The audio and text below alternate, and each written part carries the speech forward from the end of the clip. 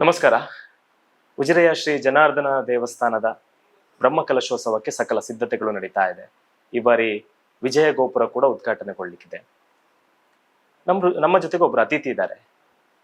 ಅತಿಥಿ ಈ ಬಾರಿ ಎಷ್ಟು ದೊಡ್ಡ ಕಾರ್ಯಕ್ರಮ ಕೆಲಸವನ್ನ ಮಾಡಿದ್ದಾರೆ ಅಂತ ಹೇಳಿದ್ರೆ, ಜನಾರ್ದನ ಸ್ವಾಮಿಗೊಂದು ಬ್ರಹ್ಮರಥವನ್ನ ನೀಡುವ ಮೂಲಕ ಸಾವಿರಾರು ಭಕ್ತರ ಆಸೆಯನ್ನ ಈಡೇರಿಸಿದ್ದಾರೆ. ಬ್ರಹ್ಮರಥದಲ್ಲಿ ದೇವರನ್ನ ನೋಡ್ಬೇಕು ಅನ್ನುವಂಥದ್ದು ಸಾವಿರಾರು ಭಕ್ತರ ಒಂದು ಆಶಯ ಆಗಿದೆ. ಆ ಆಶಯವನ್ನ ಕಿರಣ್ ರಾವ್ ಅವರ ಮೂಲಕ ಅದು ನೆರವೇರಿದೆ. ಕೆಲವೇ ದಿನಗಳಲ್ಲಿ ನಾವು ಬ್ರಹ್ಮರಥದಲ್ಲಿ ಜನಾರ್ದನ ಸ್ವಾಮಿಯನ್ನ ನೋಡ್ಲಿಕ್ಕಿದ್ದೇವೆ. ಕಿರಣ್ ರಾವ್ ಅವರು, ಸರ್ ನಮಸ್ತೆ. ನಮಸ್ಕಾರ. ದೊಡ್ಡ ಮಟ್ಟದ ಕಾರ್ಯಕ್ರಮ, ದೊಡ್ಡ ಮಟ್ಟದ ರಥವನ್ನ ಕೊಟ್ಟು ದೇವರನ್ನ ಅದರಲ್ಲಿ ನೋಡುವಂತಹ ಸೌಭಾಗ್ಯವನ್ನ ನೀವು ನಿರ್ಮಿಸಿಕೊಟ್ಟಿದ್ದೀರಿ. ಹೇಗ್ ಬಂತು ಈ ಒಂದು ಸೌಭಾಗ್ಯ ಅಂತ ಹೇಳ್ತೀರಿ ನೀವು? ಆವಾಗಲೇ ಮಾತಾಡುವ ಸಂದರ್ಭದಲ್ಲಿ ಇದು ನನ್ನ ಭಾಗ್ಯ ಅಂತಾನೆ ಹೇಳಿದ್ರಿ.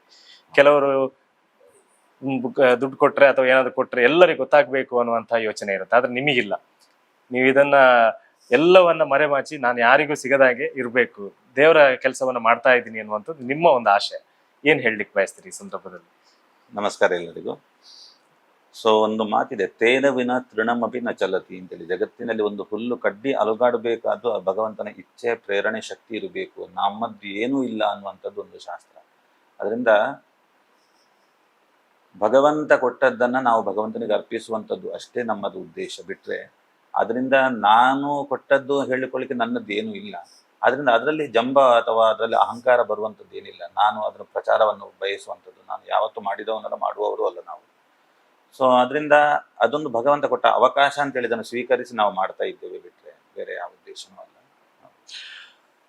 ಈ ವ್ಯಕ್ತಿಯನ್ನ ಪರದೆ ಮೇಲೆ ತರಬೇಕು ಅನ್ನುವಂಥ ಆಸೆ ನಮ್ಗೆಲ್ರಿಗೂ ಇತ್ತು. ಯಾಕೆಂತ ಹೇಳಿದ್ರೆ ಬ್ರಹ್ಮರಥವನ್ನ ಕೊಟ್ಟವರು ಯಾರು ಅನ್ನುವಂಥದ್ದಕ್ಕೆ ಕೆಲವರಿಗೆ ನಮ್ಮ ಈ ಭಾಗದಲ್ಲಿ ದೇವಸ್ಥಾನದಲ್ಲಿ ಕೆಲಸದಲ್ಲಿ ಇರುವವರು ಮತ್ತು ಯಾರೆಲ್ಲ ಈಗ ಸೇವೆಯನ್ನ ಮಾಡ್ತಿದ್ದೆ ಅವ್ರಿಗೆ ಗೊತ್ತಿದೆ. ಆದ್ರೆ ಅದರಿಂದಲೂ ಜನರಿಗೆ ಜಾಸ್ತಿಯಾಗಿ ತಲುಪಬೇಕು ಅನ್ನುವಂಥ ಉದ್ದೇಶ ನಮ್ದಾಗಿತ್ತು. ಯಾಕೆಂತ ಹೇಳಿದ್ರೆ ನಿಮ್ಮ ಸಾಧನೆ ದೊಡ್ಡದು.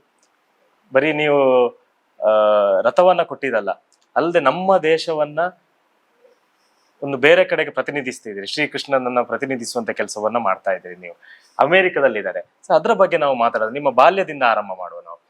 ಎಲ್ಲಿ ಹುಟ್ಟಿದ್ದು, ಹೇಗೆ ಬೆಳೆದಿದ್ದು, ಮತ್ತೆ ಹೇಗೆ ನಿಮ್ಮ ವಿದ್ಯೆಯನ್ನು ಪಡೆದ್ರಿ, ಅದರ ನಂತರ ಹೇಗೆ ಅಮೆರಿಕಕ್ಕೆ ಹೋದ್ರಿ, ಅದರ ಬಗ್ಗೆ ಹೇಳೋದಾದ್ರೆ, ಒಂದು ಜರ್ನಿ ಬಗ್ಗೆ ಹೇಳೋದಾದ್ರೆ.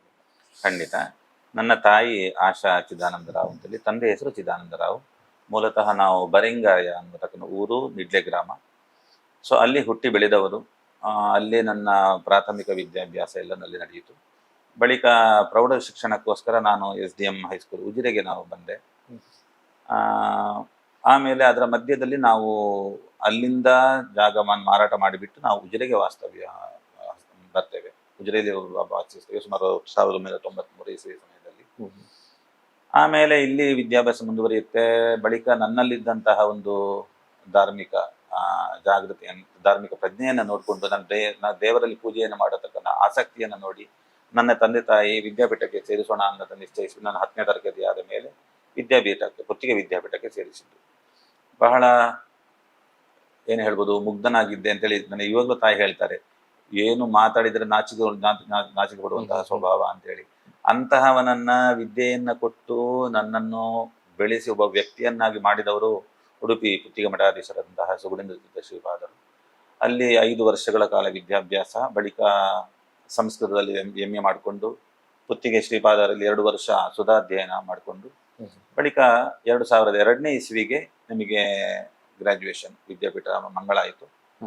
ಆಮೇಲೆ ನಮ್ಮನ್ನು ಅಮೆರಿಕ ಕರ್ಕೊಂಡು ಹೋದದ್ದು.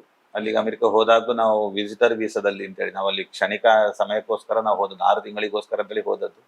ಹೋಗಿ ಅಲ್ಲಿ ಹೋದಾಗ ಸ್ವಾಮೀಜಿಯವರ ಸಾಧನೆ ಅದರಲ್ಲಿ ಬಹಳ ಇದೆ. ಯಾಕಂದ್ರೆ ಒಂದು ಘರ್ಷಣೆ ಆದಾಗ ಬೆಂಕಿ ಹೇಗೆ ಹುಟ್ಟುತ್ತೋ, ಅಲ್ಲಿರತಕ್ಕಂತಹ ಜನರಿಗೆ ದಾರಿ ಕಾಣದಿದ್ದಾಗ, ಧರ್ಮವನ್ನ ರಕ್ಷಣೆ ಮಾಡಬೇಕು ಹೇಳಿದಾಗ ದೀಪವಾಗಿ ಕಂಡದ್ದು ಪುತ್ತಿಗೆ ಶ್ರೀಪಾದ.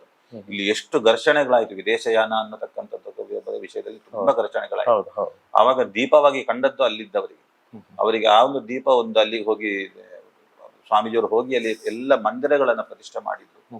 ಅಂತಹ ಒಂದು ಮಂದಿರದಲ್ಲಿ ಮೊದಲನೆಯ ಸಂಸ್ಥೆ ಉಡುಪಿ ವಿದೇಶದಲ್ಲಿ ಆದಂತಹ ಮೊದಲನೇ ಸಂಸ್ಥೆ ನಮ್ದು ವೆಂಕಟಕೃಷ್ಣ ಕ್ಷೇತ್ರ ಅಂತ.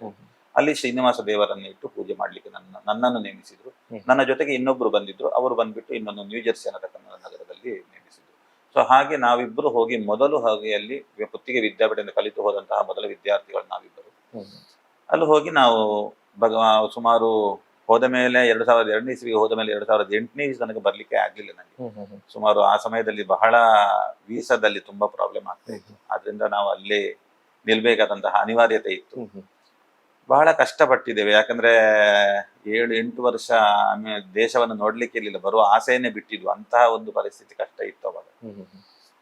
ಆಮೇಲೆ ಅಲ್ಲಿ ದೇವಸ್ಥಾನ ಬೆಳೆಸ್ತಾ ಬಂದು ಆ ಒಂದು ಉದ್ದೇಶಕ್ಕೆ, ಆ ಒಂದು ವಿದೇಶದಲ್ಲಿ ಇದ್ದುಕೊಂಡು ಅಲ್ಲಿ ನಡೀತಕ್ಕಂತಹ ಧರ್ಮ ಪ್ರಚಾರ, ಅಲ್ಲಿ ನಿತ್ಯ 3 ಹೊತ್ತು ದೇವರ ಪೂಜೆ, ಮತ್ತೆ ಪಾಠ ಪ್ರವಚನಾದಿಗಳು ನಡೆಯುವಂಥದ್ದು, ಕ್ಲಾಸ್ಗಳು ನಡೆಯುತ್ತೆ. ಅನೇಕ ವಿದ್ಯಾರ್ಥಿಗಳಿಗೆ ಬಾಲವಿಹಾರ ಇಂಥದಂತ ಕ್ಲಾಸ್ಗಳು ನಡೆಯುತ್ತೆ. ಅದರಲ್ಲಿ ಜೀವನವನ್ನು ಸಾಗಿಸ್ತಾ ಇದ್ವು. ಅದನ್ನು ದೇವರ ಸೇವೆಯನ್ನು ಮಾಡೋದು ಮುಂದುವರಿಸಿಕೊಂಡು ಬಂದು ಅದೇ ನಿಮಗೆ ಜೀವನಕ್ಕೆ ಒಂದು ದಾರಿಯನ್ನು ಮಾಡಿಬಿಟ್ಟದ್ದು. ಈಗ ಅಮೆರಿಕದಲ್ಲಿ ಹೋದಂತ ಸಂದರ್ಭದಲ್ಲಿ ಯಾವ ರೀತಿಯಾದ ಸವಾಲುಗಳಿತ್ತು ಅನ್ನುವಂಥದ್ದು? ಯಾಕಂದ್ರೆ ಹೇಳಿದ್ರೆ ಹೊಸ ದೇಶ, ಮತ್ತೆ ಈ ಅಭಿವೃದ್ಧಿ ಹೊಂದಿದ ದೇಶಗಳಲ್ಲಿ ಭಕ್ತರು ಕಮ್ಮಿ ಇರ್ತಾರೆ ಅನ್ನುವಂತ ಒಂದು ನಂಬಿಕೆ ಇದೆ. ಯಾಕಂದ್ರೆ ದೇವರನ್ನು ನಂಬೋದಿಲ್ಲ ಅನ್ನುವಂತ ನಂಬಿಕೆಗಳು ಕೂಡ ಜಾಸ್ತಿ. ಹೇಗೆ ಸವಾಲುಗಳಿತ್ತು, ಮತ್ತೆ ಹೇಗೆ ಈಗ ಭಕ್ತರು ಅಲ್ಲಿ ಬರ್ತಾ ಇದ್ದಾರೆ ಅನ್ನುವಂಥದ್ದನ್ನ ಹೇಳೋದಾದ್ರೆ? ಹೌದು, ನಾವು ಹೋದ ಸಂದರ್ಭದಲ್ಲಿ ಬಹಳ ಸವಾಲು. ಯಾಕಂದ್ರೆ ಭಾರತೀಯರು ಅಷ್ಟು ಇರ್ಲಿಲ್ಲ ಆ ಸಮಯದಲ್ಲಿ. ಮತ್ತೆ ಹೋದ ಸಂದರ್ಭದಲ್ಲಿ ನಮಿಗೂ ಅಷ್ಟೇ, ನಮಗೆ ಯಾವ ಭಾಷೆಗಳು ಬರ್ತಾ ಇದ್ದಿಲ್ಲ. ನಮಗೆ English what is your name ಕೇಳಿದ್ರೆ ಹೆಸರು ಹೇಳಲಿಕ್ಕೂ ನಮಗೆ ಗೊತ್ತಿಲ್ಲ. ಅಂತಹ ಒಂದು, ಅಂದ್ರೆ ನಾವು ಆ ಇಂಗ್ಲಿಷ್ ಕಲ್ತವರಲ್ಲ ನಾವು. ಇಲ್ಲಿ ಸಂಸ್ಕೃತದಲ್ಲೇ ನಾವು ಆದಷ್ಟು ಕಲಿತವರು, ಸಂಸ್ಕೃತ ಎಮ್ಮೆ ಮಾಡ್ಕೊಂಡವರು. ಆದ್ರೂ ಅಲ್ಲಿ ಹೋದಾಗ ನೀರಿಗೆ ಬಿದ್ದ ಮೇಲೆ ನಾವು ಇದನ್ನು ಕಲಿಲೇಬೇಕು ಅನ್ನೋ ಹಾಗೆ ಅಲ್ಲಿ ಹೋದ ಮೇಲೆ ಎಲ್ಲ ಭಾಷೆಗಳನ್ನು ಕಲಿಯುವಂತ ಒಂದು ಅವಕಾಶ ಆಯ್ತು. ಸೊ ಇಂಗ್ಲಿಷ್ ಆಯ್ತು, ತೆಲುಗು, ತಮಿಳು, ಹಿಂದಿ ಎಲ್ಲವನ್ನು ಕಲಿಲೇಬೇಕು.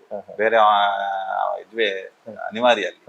ಅದನ್ನು ಹಾಗೆ ಕಲಿತಾ ಬಂದು ಇವತ್ತು ಎಲ್ಲ ಭಾಷೆಗಳನ್ನು ಮಾತಾಡುವ ಒಂದು ಯೋಗ ಬಂದಿದೆ, ಅನಿವಾರ್ಯತೆ ಇದೆ, ಮಾತಾಡ್ತೇವೆ.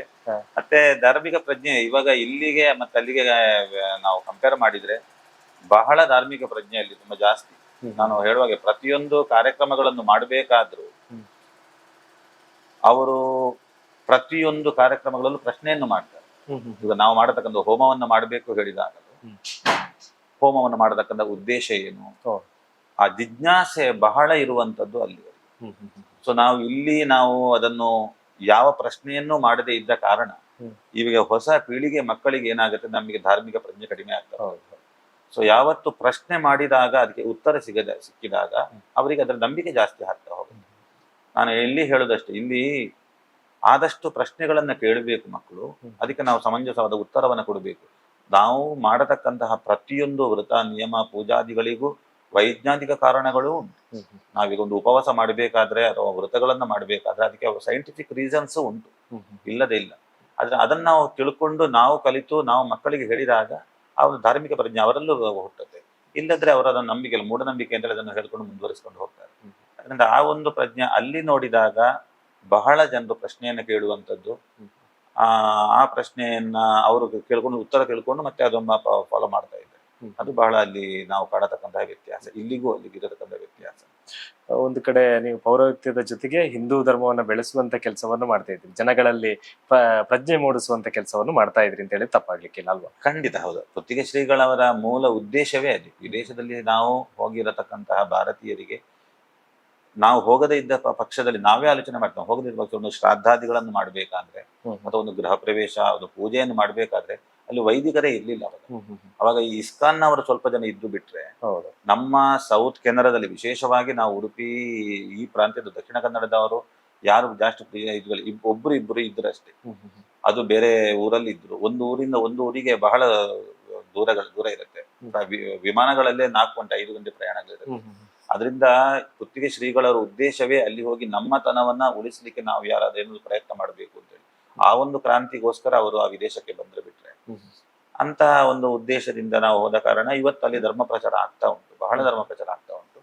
ಸುಮಾರು ಸ್ವಾಮೀಜಿಯವರ ಕನಸು 108 ಸಂಸ್ಥೆಗಳನ್ನು ಮಾಡ್ಬೇಕು ವಿದೇಶದಲ್ಲಿ ಅಂತೇಳಿ. ಇವಾಗ ಸುಮಾರು ಒಂದು 14 ಆಗಿದೆ. ಇನ್ನು ಇವಾಗ ಪರ್ಯಾಯ ಮುಗಿಸಿ ಇನ್ನು ಬರ್ತಾರೆ, ಬಂದು ಇನ್ನು ಮುಂದುವರಿಸಿಕೊಂಡು ಹೋಗ್ತಾರೆ. ಆ ಒಂದು ಸಂತೋಷದಲ್ಲಿ ತೃಪ್ತಿಕರವಾದಂತ ದೇವಸ್ಥಾನ ಅಂತ ಹೇಳಿದಾಗ ನಾವು ಅನ್ಕೊಳ್ತೀವಿ ವಿದೇಶದಲ್ಲಿ ಬೇರೆಯವರು ಕೂಡ, ಬೇರೆ ಸಮುದಾಯದವರು ಕೂಡ ಬರ್ತಾರೆ ದೇವಸ್ಥಾನಕ್ಕೆ. ಹೌದು, ಖಂಡಿತ. ಅಲ್ಲಿ ಗಂಡು ಹೆಣ್ಣು ಅಷ್ಟೇ ವ್ಯತ್ಯಾಸ. ನಾವು ಬ್ರಾಹ್ಮಣರು, ಕ್ಷತ್ರಿಯ, ಯಾವುದು ವರ್ಣ ಧರ್ಮಗಳ ಇಲ್ವೇ ಇಲ್ಲ, ಪ್ರತಿಯೊಬ್ಬರು ಬರ್ತಾರೆ. ಆದ್ರೆ ಎಷ್ಟು ವಿಶೇಷ ಹೇಳಿದಾಗ ಅಲ್ಲಿ ಪೂಜೆ ಮಾಡ್ಬೇಕಾದ್ರೆ ಪಿನ್ ಡ್ರಾಪ್ ಸೈಲೆಂಟ್ ಅಂತೇವೆ ನಾವು. ಸಾಯಂಕಾಲ 7 ಗಂಟೆಯಿಂದ 8 ಗಂಟೆ ತನಕ ಒಬ್ರು ಮಾತನಾಡುವಾಗಿಲ್ಲ. ದೇವರದ್ರು ಪ್ರತಿಯೊಬ್ಬ ಕೂತ್ಕೊಂಡು ಮೆಡಿಟೇಷನ್ ಮಾಡ್ತಾನೆ, ಧ್ಯಾನವನ್ನು ಮಾಡ್ತಾನೆ, ಪೂಜೆಯಲ್ಲಿ ಭಾಗವಹಿಸ್ತಾರೆ. ಯಾವ ಫೋನುಗಳು ನಿಂತ್ಕೊಳ್ಬಾರ್ದು. ಆ ಒಂದು ನಿಯಮ ಇಲ್ಲಿ ನಾವು ಕಾಣಲಿಕ್ಕೆ ಬಹಳ ಕಷ್ಟ ಆಗುತ್ತೆ. ಇಲ್ಲಿ ಇರತಕ್ಕ ಜನಸಂಖ್ಯೆಯಲ್ಲಿ ಅದನ್ನು ನಾವು ನೋಡ್ಲಿಕ್ಕೆ ಕಷ್ಟ. ಅದರಿಂದ ಅಲ್ಲಿ ಒಂದು ಸಾಯಂಕಾಲ ಪೂಜೆಗೆ ಬರಬೇಕಾದ್ರೆ ಫೋನ್ ಸ್ವಿಚ್ ಆಫ್ ಮಾಡ್ಕೊಂಡು ಬರ್ತಾರೆ, 1 ಗಂಟೆ ಮೆಡಿಟೇಷನ್ ಮಾಡ್ತಾರೆ. ಇದೆಲ್ಲವೂ ಸಹ ಯಾಕಂದ್ರೆ ದೇಶವನ್ನೇ ಬಿಟ್ಟು ಹೋದವರಿಗೆ ಅವರಿಗೊಂದು ಮನಸ್ಸಿನಲ್ಲಿ ಭಯ ಇರುತ್ತೆ, ಎಲ್ಲಿ ನಾನು ನನ್ನತನವನ್ನು ನಾನು ಕಳ್ಕೊಳ್ತೇನೋ ಅನ್ನತಕ್ಕಂಥ ಸಂದರ್ಭ. ಅಂತ ಸಂದರ್ಭ ದೇವಸ್ಥಾನಕ್ಕೆ ಬಂದಾಗ ಅವರೆಲ್ಲ ಒಂದು ಜಾಗೃತಿ ಉಂಟಾಗುತ್ತೆ. ಅವರು ಬಹಳ ಶ್ರದ್ಧೆಯಿಂದ ಪ್ರತಿಯೊಂದು ಕಾರ್ಯಕ್ರಮಗಳಲ್ಲೂ ಭಾಗವಹಿಸ್ತಾರೆ. ಕಡು ಬಡತನದಿಂದ ಈಗ ಯಶಸ್ವಿಯಾಗಿ ಜೀವನವನ್ನ ನಡೆಸ್ತಾ ಇದ್ರಿ, ಸಂತೋಷದಿಂದ ಜೀವನವನ್ನು ನಡೆಸ್ತಾ ಇದ್ರಿ. ಏನ್ ಅನ್ನಿಸ್ತಾ ಇದೆ ಈ ಸಂದರ್ಭದಲ್ಲಿ? ಆ ಬಡತನವನ್ನ ಈಗ ನೆನೆಸಿದಂತ ಸಂದರ್ಭದಲ್ಲಿ ಏನ್ ಅನ್ನಿಸ್ತಾ ಇದೆ? ಇಲ್ಲ, ತುಂಬಾ ಸಣ್ಣ ನಂತರ ಈಗ ಯಾವತ್ತು ಜೀವನದಲ್ಲಿ ಬಡತನದಿಂದ ಮೇಲೆ ಬಂದ್ರೇನೆ ನಮಗೆ ಜೀವನದ ಒಂದು ಸಾರ್ಥಕತೆ ನಾವು ಕಾಣಲಿಕ್ಕೆ ಸಾಧ್ಯ. ಕಷ್ಟದಲ್ಲಿ ನಾವು ಜೀವನವನ್ನು ಮಾಡಿದ್ರೆ ನಮಗೆ ಇನ್ನೊಬ್ಬರ ಕಷ್ಟ ನಮಗೆ ಅರ್ಥ ಆಗುವಂಥದ್ದು. ನಾವು ಶ್ರೀಮಂತಿಕೆಯಲ್ಲೇ ಬೆಳೆದ್ರೆ ಇನ್ನೊಬ್ಬರ ನಾವು ಯಾವ ಕಷ್ಟಗಳು ಅರ್ಥ ಆಗುದೇ ಇಲ್ಲ. ಅದನ್ನ ನಾವು ಅದನ್ನು ಬಹಳ ಸೂಕ್ಷ್ಮವಾಗಿ ನೋಡ್ತೇವೆ. ನಾವು ಅದಕ್ಕೋಸ್ಕರನೇ ಯಾವ ಹೆಸರುಗಳನ್ನು ಇಷ್ಟಪಡುವವರಲ್ಲ. ಆದ್ರಿಂದ ಒಂದು ಇದಿದೆ, ಆ ಒಂದು ಕಷ್ಟದಲ್ಲಿ ಮೇಲೆ ಬಂದ ಕಾರಣ ನಮಗೆ ಇನ್ನೊಬ್ಬರ ಕಷ್ಟ ಅರ್ಥ ಆಗತ್ತೆ. ಸೊ ಆದಷ್ಟು ನಾವು ಕಷ್ಟದಲ್ಲಿ ಇರುವವರಿಗೆ ಸಹಾಯ ಮಾಡಬೇಕು ಅನ್ನತಕ್ಕ ಮನಸ್ಸು ದೇವರು ಕೊಟ್ಟಿದ್ದಾನೆ. ಅದನ್ನು ಮಾಡ್ತಾ ಇದ್ದೇವೆ, ಆದಷ್ಟು ಮಾಡ್ತಾ ಇದ್ದೇವೆ. ನಾಡಿದ್ದು ಬ್ರಹ್ಮರಥದ ಸಮರ್ಪಣೆ ಇದೆ.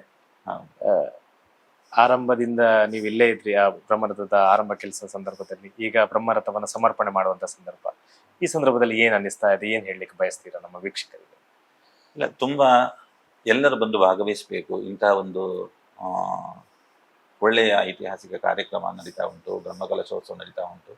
ಎಲ್ಲರೂ ಬಂದು ಭಾಗವಹಿಸಿ ದೇವರ ಕೃಪೆಗೆ ಪಾತ್ರರಾಗಬೇಕು. ನನಗೆ ಬಹಳ ಸಂತೋಷ, ಸಾರ್ಥಕತೆ ಜೀವನ. ನನ್ನ ತಮ್ಮ ನನಗೆ ಬಲವಾಗಿ ನಿಂತವನು. ಪ್ರತಿಯೊಂದು ಧರ್ಮ ಕಾರ್ಯಗಳಲ್ಲೂ ನನ್ನ ಹೆಂಡತಿ, ನನ್ನ ತಮ್ಮಮ್ಮ, ತಮ್ಮನ ಹೆಂಡತಿ, ನನ್ನ ತಾಯಿ, ಪ್ರತಿಯೊಬ್ಬರು ನಾವು ಒಂದು ಸೇರಿ ನಾವು ಮಾಡ್ತಾ ಇದ್ದೇವೆ. ಅದಕ್ಕೆಲ್ಲ ಒಂದು ಭಗವಂತ ಪ್ರೇರಣೆ ಶಕ್ತಿ ಕೊಟ್ಟಿದ್ದಾನೆ, ನಡೆಸ್ಕೊಂಡು ಬರ್ತಾ ಇದ್ದೇವೆ. ಎಲ್ಲರೂ ಬಂದು ಭಾಗವಹಿಸಬೇಕು, ದೇವರ ಕೃಪೆಗೆ ಎಲ್ಲರೂ ಪಾತ್ರರಾಗಬೇಕು ಅಂತೇಳಿ ನಾವು ಇನ್ನು ಮುಂದೆ ಯಾವುದೇ ಸೇವಾ ಕಾರ್ಯ ಇದ್ರೂ ಕೂಡ ಅಲ್ಲಿ ಕಿರಣ್ ರಾವ್ ಅವರು ಇರ್ತಾರೆ ಅನ್ನುವಂಥದ್ದು ಎಲ್ರಿಗೂ ನಂಬ್ಕೊಳ್ಳಬಹುದು ಅಂತ. ದೇವರು ನಡೆಸ್ಕೊಂಡು ಬರ್ತಾ ಇದ್ದಾರೆ, ಖಂಡಿತ ಬರ್ತಾರೆ. ಧನ್ಯವಾದಗಳು ಸರ್, ಇಷ್ಟೊತ್ತು ನಮ್ಮ ಜೊತೆಗೆ ಮಾತಾಡಿದ್ದಕ್ಕೆ. ಇನ್ನಷ್ಟು ನಿಮ್ಮ ಸೇವಾ ಕಾರ್ಯಗಳು ಮುಂದುವರಿಲಿ, ಊರಿನ ಮೇಲಿನ ಪ್ರೀತಿ ನಿರಂತರವಾಗಿರ್ಲಿ ಅನ್ನುವಂತ ಒಂದು ಪ್ರಾರ್ಥನೆಯನ್ನು ಈ ಸಂದರ್ಭದಲ್ಲಿ ಮಾಡ್ತಾರೆ. ಧನ್ಯವಾದ. ತುಂಬಾ ಧನ್ಯವಾದಗಳು. ನಮಸ್ಕಾರ.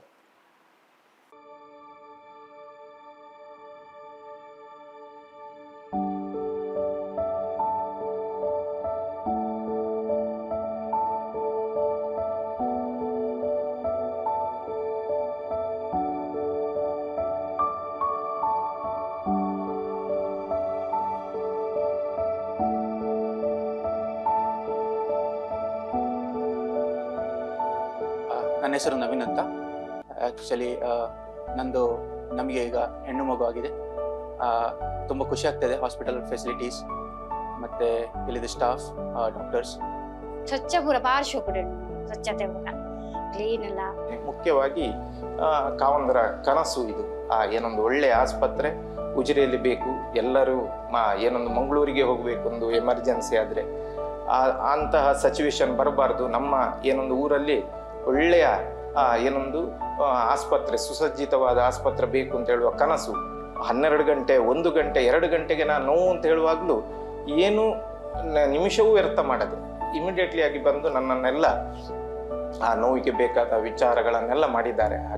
ಪಾರ್ಶ್ವ ಕೂಡ ಭೂಪೇರು ಡಾಕ್ಟರ್ ಸ್ವರ್ಣಲತಾ ಡಾಕ್ಟರ್ ಎಂಕ್ಲ ಅದಕ್ಕ ಬೊಕ್ಕ ಬಾಲೆ ಒಂಚೂರು ತೊಂದರೆ ಉಂಡು ಇತ್ತೆ ನೆಟ್ ಐಶ್ವರ್ಯ ಬಾಲೆ ಅಣ್ಣೆಲ್ಲ ಬಾರ್ಲ ಆ ಕಡೆ ಹೂ ಒಂದುಲ್ಲೇರು ಖುಷಿ ಅನ್ನೆಗ್ಲೆ ಮೂರು ಬಾರಿ